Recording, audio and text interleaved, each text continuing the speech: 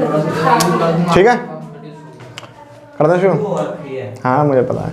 So hello student, मैं हृदय SCG institute से। तो आज हम पढ़ने वाले हैं मोलर मास कैसे निकालते हैं। क्लास 9 का टॉपिक है, बहुत ज़्यादा इंपॉर्टेंट है और ये चीज़ जो है आपके हायर क्लासेस में भी काम आएगी। जब आप 12th क्लास में होंगे या जब नीट की प्रिपरेशन कर रहे होंगे तो वहाँ पर भी आपको बहुत ज़्यादा काम आने वाली चीज़ है।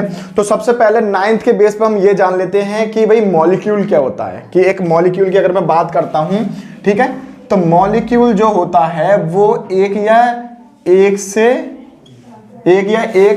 से ज्यादा एटम्स होते हैं, उन सब मिलकर क्या बनता है, मॉलिक्यूल बनता है। जैसे फॉर एग्जांपल मैंने आपसे कह दिया कि भी H2O या फिर CO2 या फिर CH3COOH, ठीक है, तो ये सारे क्या हैं, मॉलिक्यूल हैं। ठीक है, क्यों? क्योंकि इनमें अगर मैं H2O की बात कर रहा हूं तो यहां पर हाइड्रोजन एक एटम है, ठीक है, और एक क्या है यहां पर ऑक्सीजन एक एटम है। ठीक है, तो होता क्या है, इनके भी कुछ क्या होते हैं, एटॉमिक मासेस होते हैं।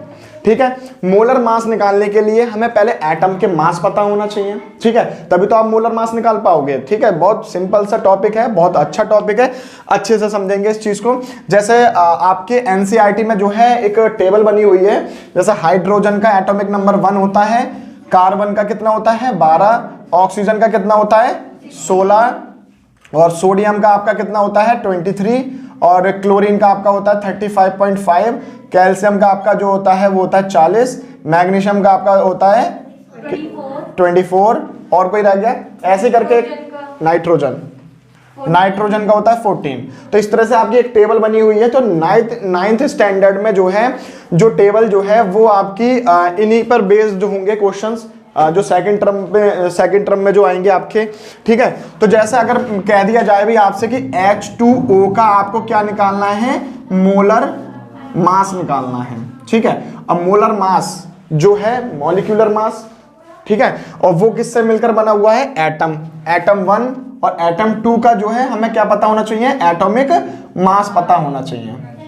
क्लियर है, और ये टेबल जो है वो यही दर्शा रही है कि ये एटॉमिक मासेस हैं। क्लियर है, ये चीज अच्छे से समझ में आ रही है। अच्छा, तो H2O का मुझे मॉलिक्यूलर मास निकालना है या मोलर मास निकालना है। हाँ बोलो बेटा।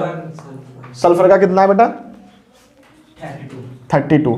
ठीक है, तो H2O का जो है मुझे क्या निकालना है, मोलर मास निकालना है। तो कैसे निकालेंगे, सबसे अच्छी ट्रिक आप समझें कि अगर सिमिलर एटम है, मतलब एक जैसे एटम हैं, तो जैसे मान लो यहां पर 2 है तो 2 आप लिख दो बाहर।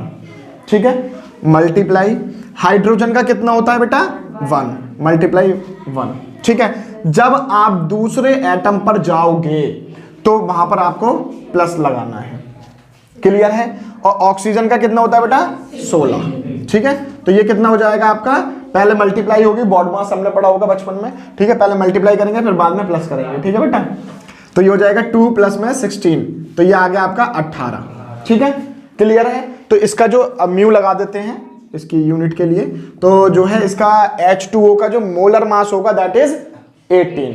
क्लियर है। अच्छा, और देखते हैं 2-4 एग्जांपल। जैसा CO2 है तो C, कार्बन का कितना है यहाँ पर 12 है।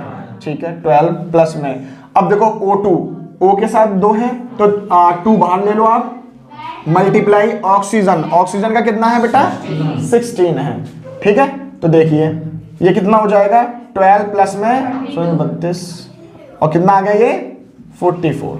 क्लियर है, आ गया समझ में। तो इसी तरह से जो है मतलब मोलर मास जो है कैलकुलेट किया जाता है। क्लियर है, अच्छे समझ में आ गया।